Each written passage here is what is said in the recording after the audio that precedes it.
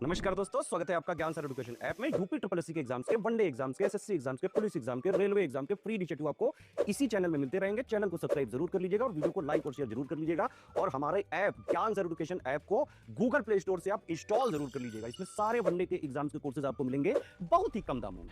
तो दोस्तों, पॉलिटी के एक और वीडियो में आपका स्वागत है। पॉलिटी का यूपीएसआई में एक टॉपिक है जो कानून बनाने की शक्तियाँ हैं, यानी union list, state list, concurrent list, है ना। कौन किस संबंधित जो तथ्य हैं उस पर कानून बना सकता है।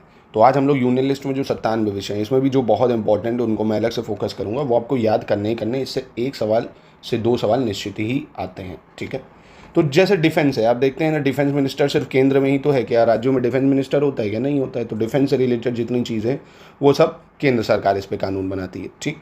नौसेना है, सेना है, वायुसेना, इन सब से संबंधित सब पे। संघ के किसी सशस्त्र बल का किसी राज्य में सिविल शक्ति की सहायता में अभियोजन, यानी आर्म फोर्सेस से रिलेटेड सभी चीज़ों का काम केंद्र सरकार करेगी। छावनी क्षेत्रों में, यानी कैंटोनमेंट एरिया जो होते हैं, उससे रिलेटेड भी सभी काम कौन करेगा? केंद्र सरकार करेगा, कानून बनाएगा। नेवी, मिलिट्री और आयुध, अग्नायुद्ध, गोला बारूद, ये सब भाई, फायर आर्म्स, आर्म्स एक्सप्लोसिव, ये सारे काम केंद्र सरकार करेगी। एटॉमिक एनर्जी है, परमाणु ऊर्जा वगैरह। डिफेंस इंडस्ट्री है। केंद्रीय सूचना और अन्वेषण ब्यूरो यानी सीबीआई जो है, ये इंपॉर्टेंट है। किसके अंतर्गत आती है? सीबीआई आती है आपकी सेंटर के अंतर्गत, है ना। और रक्षा, विदेश कार्य, भारत की सुरक्षा, ये सभी काम किसके होते हैं? सेंटर के होते हैं। सेंटर इससे संबंधित कानून बनाएगा। और फॉरेन अफेयर्स, भाई ये भी कौन है? फॉरेन अफेयर्स कौन इस्टेब्लिश करता है? भाई केंद्र सरकार करती है। फॉरेन मिनिस्ट्री आपने सुना होगा, केंद्र में ही है सिर्फ, है ना। ऐसे संयुक्त राष्ट्र संघ, यूएन ऑर्गेनाइजेशन, ये भी काम कौन करेगा? केंद्र सरकार करेगी। अंतर्राष्ट्रीय सम्मेलन है, निगम है, विदेशों से संधि करना है, करार करना है, तो भाई जो केंद्र सरकार है वही करेगी। यहाँ योगी जी तो जाएंगे नहीं, नहीं तो ट्रम्प को अब तक कहाँ पहुँचा देते। युद्ध और शांति है, वॉर एंड पीस, है ना। वैदेशिक अधिकारिकता है, यानी फॉरेन ज्यूरिसडिक्शन है, ये भी केंद्र सरकार के पास अधिकार है। सिटीजनशिप का जो अधिकार है, ये भी केंद्र सरकार के पास ही है। एक्स्ट्राडिशन यानी प्रत्यर्पण, नहीं कि जैसे विजय माल्या यहाँ से पैसा लेके भाग गया, उसको यहाँ लाना है ना, एक्स्ट्राडिशन वगैरह, ये केंद्र सरकार ही ट्रीटी साइन करती है। पासपोर्ट, वीज़ा है। भारत के बाहर के स्थानों के लिए तीर्थ है। समुद्री डकैती, गहरे समुद्र का या हवा में किए गए अपराधों एवं राष्ट्रों के कानूनों के खिलाफ अपराध। रेलवे बहुत इंपॉर्टेंट है, ये केंद्र सरकार इसके संबंधित काम करती है। रेलवे मिनिस्ट्री सिर्फ केंद्र में है। नेशनल हाईवे आप देखेंगे, नेशनल हाईवे, ये भी किसके पास है? केंद्र से संबंधित कानून बनाता है भाई। देखो ना, नितिन गडकरी। शिपिंग और नेविगेशन, ये भी केंद्र के पास आती है। मैरी टाइम शिपिंग यानी समुद्री पोर्ट वगैरह, है ना। Light house for the safety of shipping, यानी प्रकाश स्तंभ पोत जो परिवहन बनाते हैं। पोर्ट्स वगैरह का मतलब, कहने का मतलब है सारा काम सेंटर करता है। एयरवेज, एयरप्लेन, ये सारे काम सेंटर करेगा। और रेल, समुद्र या वायु मार्ग द्वारा अथवा यंत्र नोदित जलयानों में राष्ट्रीय जल मार्गों द्वारा यात्रियों और माल का वाहन, यानी एक तरह से रेल से संबंधित, वाटरवे से संबंधित सभी काम केंद्र करेगी। पोर्ट से संबंधित सारा काम केंद्र करेगी। टेलीफोन, डाक तार, बेतार प्रसारण और वैसे ही अन्य संचार साधन का भी काम केंद्र करती है। और संघ की संपत्ति और उससे राजस्व, किंतु किसी राज्य में स्थित संपत्ति के संबंध में ये भी काम कौन करेगा? इतना इंपॉर्टेंट नहीं होगा ये।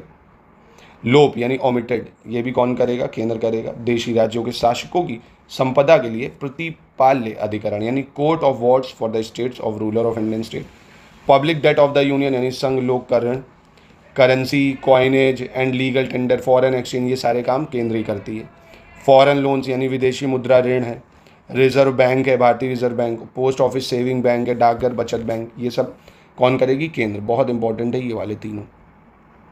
इसके बाद लॉटरी से रिलेटेड चीज़ें हैं। ट्रेड कॉमर्स है, फॉरेन अफेयर्स का। इंटर स्टेट ट्रेड कॉमर्स है ना, अंतर्राज्यीय व्यापार वगैरह, ये भी केंद्र सरकार ही करती है।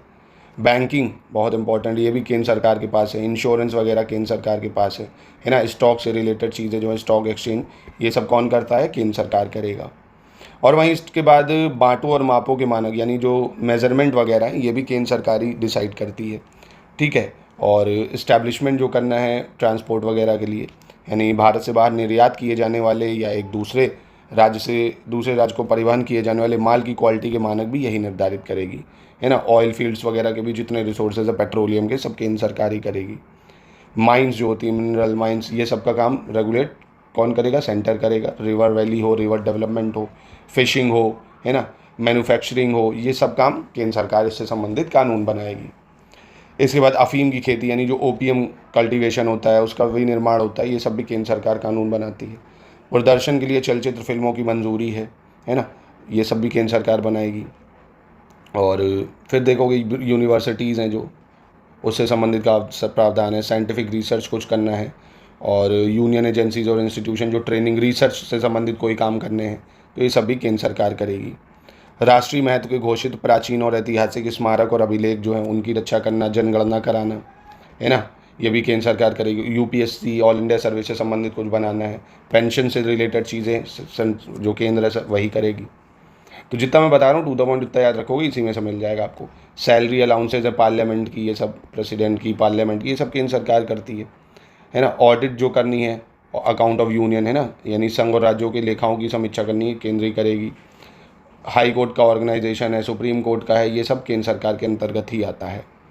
Inter state migration, inter state quarantine, ये सब भी कौन करेगा? केंद्र सरकार करेगी। कृषि आय से भिन्न आय पर कर जो लगाना है, taxes on income other than agriculture income, ये बहुत इंपॉर्टेंट है। इनकम टैक्स केंद्र ही लगाती है ना। और ड्यूटीज़ जो लगाती है वो भी कौन लगाती है? एक्साइज ड्यूटी वगैरह केंद्र लगाएगी। कॉर्पोरेट टैक्स कौन लेता है? केंद्र ही लेता है, ये आपको याद रखना है ना। जितने प्रकार के टैक्सेज हैं सब कौन लेता है? केंद्र ही लेता है, ठीक है।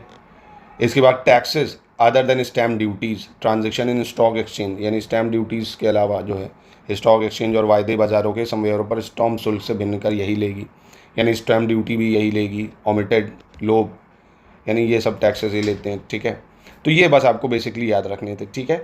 ये मैंने स्टेट लिस्ट आपको बताई है, मतलब सेंटर लिस्ट, इसको जितना बताया बस इतना ही कर लेना। और आप देखना PYQ आप सारे सवाल कर लोगे, है ना। ज़्यादा घुसो मत इसमें, पूरे 97 नहीं याद करने, जितने बता दिए सेलेक्टिव होकर बस इतना ही कर लो, ठीक है।